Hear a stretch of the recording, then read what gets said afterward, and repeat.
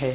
تو ایک شخص مر رہا تھا، قاضی ایاز لکھ رہے ہیں اس کو شفا کے اندر، اور اس کو ملا علی قاری نے بھی اس کی شرح کی ہے، ٹھیک، نسیم الریاض میں بھی موجود ہے، امام اہل سنت نے بھی اس کو لکھا، اور بھی بزرگوں نے لکھا. کیا مر رہا تھا، کلمے کی تلقین کی جا رہی تھی، کلمہ پڑھنے کی، جو کلمہ پڑھتے پڑھتے جائے اسی کا بیڑا پار ہے. آخری زبان، آخری کلمہ جس کی زبان پہ لا الہ الا اللہ ہو، اس کا مطلب اس کا بیڑا پار ہے. تو وہ کلمہ نہیں پڑھ پا، کلمہ طیبہ نہیں پڑھ پا رہا تھا. لوگ اس سے کہتے تھے تو بات کر لیتا ہے، کلمہ نہیں پڑھ پاتا ہے. تو اس نے کیا کہا پتہ ہے، میں دنیا میں ان کے ساتھ بیٹھتا تھا جو ابو بکر عمر کی توہین کرتے تھے. آپ اندازہ کریں ان کے ساتھ. اس سے پتہ چلا محفل میں جانے سے پہلے بھی سوچو کہیں اہل بیت کے نام پہ صحابہ پہ تبرہ تو نہیں ہوگا، اور کہیں صحابہ کے نام پر اہل بیت کی شان تو نہیں گھٹائی جائے گی. اس لیے ہمیں جانے سے پہلے سوچنا چاہیے. قاضی ایاز لکھ رہے ہیں کہ صدیق و فاروق کی گستاخی نہیں کرتا تھا، گستاخوں کے ساتھ بیٹھتا تھا، اس لیے زبان پہ کلمہ نہیں آ رہا ہے. سنیو ایک بات بڑھ کے اور کہہ دوں، جو صدیق و فاروق کے گستاخ کے ساتھ بیٹھے اس کی زبان پہ مرتے وقت کلمہ نہیں آتا. جو رسول اللہ کے گستاخوں کے ساتھ سمدیانہ کرے، بیٹیاں لے بیٹیاں دے، ان کا ایمان پر خاتمہ کیسے ہوگا؟ اور روض الفائق کے اندر ایک روایت موجود ہے، اللہ کے رسول علیہ السلام فرماتے ہیں میرے حوض کوثر کے 4 کونے ہیں. ایک بار کہہ دے کتنے کونے ہیں؟ 4. آقا فرماتے ہیں ایک کونے پر میرے ابو بکر ہوں گے، دوسرے پر میرے عمر ہوں گے، تیسرے پہ عثمان ہوں گے، چوتھے پہ علی ہوں گے. اور پھر آقا فرماتے ہیں جب کوئی حوض کوثر پر آئے گا اور ابو بکر سے کہے گا کہ مجھے جام دو، اور وہ عمر سے دشمنی رکھنے والا ہوگا تو ابو بکر صدیق اس کو نہیں پلائیں گے. اور جب کوئی حضرت عمر کے پاس جائے گا، فاروق اعظم کے پاس کہ مجھے پلا دیجئے، اور وہ حضرت عثمان کا دشمن ہوگا تو عمر فاروق اس کو نہیں پلائیں گے. اور جب وہ عثمان غنی کے پاس جائے گا اور وہ دشمنی رکھتا تھا فاروق اعظم یا مولا علی سے تو عثمان غنی اس کو نہیں پلائیں گے. اور جب مولا علی کے پاس اگر کوئی آئے گا اور وہ تینوں میں سے کسی سے دشمنی رکھتا تھا تو علی مرتضیٰ اس کو نہیں پلائیں گے. کیوں؟ کیونکہ یہ چاروں یار الگ الگ نہیں ہیں. میرے امام کہتے تیرے چاروں ہمدم ہیں، ایک جان یک دل، تیرے چاروں ہمدم ہیں، یک جان یک دل. ابو بکر و فاروق و عثمان علی ہے تو حوض کوثر کا جام کس کو ملے گا؟ جو 4 یاروں کا سچا وفادار ہوگا. اور وہ کس کا مقدر ہے؟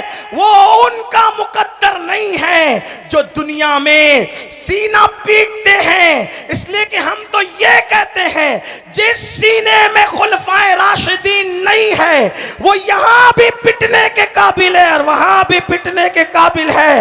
اور جو سنیوں کا سینہ ہے تو میرے امام کہتے ہیں جنا بنے گی محبان 4 یار کی قبر جو اپنے سینوں میں یہ 4 باغ لے کے چلے، جو اپنے سینوں میں یہ 4 باغ لے کے چلے. کس کو ملے گا حوض کوثر کا جام؟ ہم سنیوں کو ملے گا. اور وہ بھی کس شان سے؟ حضرت حجت الاسلام مولانا حسن بریلوی تو بڑھ کے بات کرتے کہتے ہیں ہاتھوں سے 4 یار کے ہم کو ملیں گے 4 جام، ہاتھوں سے 4 یار کے ہم کو ملیں گے 4 جام، دستے حسن حسین سے اور ملیں گے جام 2. کیا مقدر پایا سنیو. آخری بات، صاحب شفا قاضی ایاز رحمت اللہ علیہ اپنی شفا شریف میں لکھتے ہیں کہ ایک شخص مر رہا تھا، کس کے ساتھ بیٹھنا ہے کس کے ساتھ اٹھنا ہے اس کا بھی لحاظ. ایسے نہیں کہ سب چلتا مولانا، دین میں سب نہیں چلتا.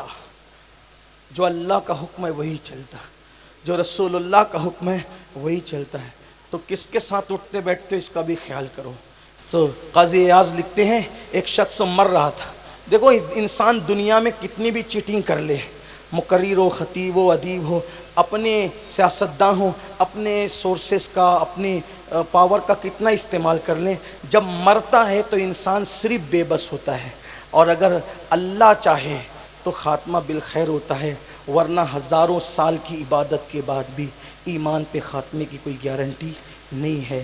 تو ایک شخص مر رہا تھا، قاضی ایاز لکھ رہے ہیں اس کو شفا کے اندر، اور اس کو ملا علی قاری نے بھی اس کی شرح کی ہے، ٹھیک، نسیم الریاض میں بھی موجود ہے، امام اہل سنت نے بھی اس کو لکھا، اور بھی بزرگوں نے لکھا. کیا مر رہا تھا، کلمے کی تلقین کی جا رہی تھی، کلمہ پڑھنے کی، جو کلمہ پڑھتے پڑھتے جائے اسی کا بیڑا پار ہے۔ آخری زبان، آخری کلمہ جس کی زبان پہ لا الہ الا اللہ ہو، اس کا مطلب اس کا بیڑا پار ہے۔ تو وہ کلمہ نہیں پڑھ پا، کلمہ طیبہ نہیں پڑھ پا رہا تھا۔ لوگ اس سے کہتے تھے تو بات کر لیتا ہے، کلمہ نہیں پڑھ پاتا ہے۔ تو اس نے کیا کہا پتہ ہے؟ میں دنیا میں ان کے ساتھ بیٹھتا تھا جو ابو بکر عمر کی توہین کرتے تھے۔ آپ اندازہ کریں ان کے ساتھ۔ اس سے پتہ چلا محفل میں جانے سے پہلے بھی سوچو کہیں اہل بیت کے نام پہ صحابہ پہ تبرہ تو نہیں ہوگا، اور کہیں صحابہ کے نام پر اہل بیت کی شان تو نہیں گھٹائی جائے گی۔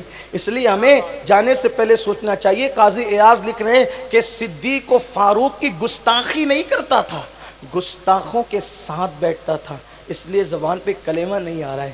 سنیو، ایک بات بڑھ کے اور کہہ دوں، جو صدیق و فاروق کے گستاخ کے ساتھ بیٹھے اس کی زبان پہ مرتے وقت کلمہ نہیں آتا، جو رسول اللہ کے گستاخوں کے ساتھ سمدیانہ کرے، بیٹیاں لے بیٹیاں دے، ان کا ایمان پر خاتمہ کیسے ہوگا؟ اور وہ سوچتے ہیں کہ مولانا آپ لوگ تو اپنی بات کرتے ہیں، مولانا اپنی بات نہیں کرتے، مولانا تو مولا کی بات کرتے ہیں۔ کیا بات ہے، ایمان پر جانا ہے تو ایک ہی نسخہ ہے، انہیں جانا انہیں مانا، نہ رکھا غیر سے کام، للہ الحمد میں دنیا سے مسلمان گیا، لیجئے میرا امیر آ گیا۔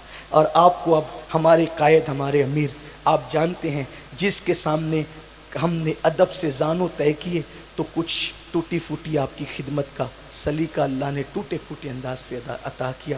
اب وہی عطائے مفتی اعظم کیا بات ہے، ہماری سبحان اللہ، محفل کی سبحان اللہ، زینت بن کر، صدر محفل بن کر، جانے محفل بن کر، شان محفل بن کر، ایک شخصیت نہیں بلکہ انجمن، محرر بھی ہے، مصنف بھی ہے، نعت گو بھی ہے، نعت خواں بھی ہے، بڑے عظیم اچھے شاعر بھی ہیں، اور انسان ساز شخصیت بھی ہیں، بہترین مربی بھی ہیں، اور بہترین مفکر بھی ہیں، بہترین مدبر بھی ہیں، اور بہترین موٹیویشنل اسپیکر بھی ہیں، اور بہترین اب تو ماہر نفسیات بھی۔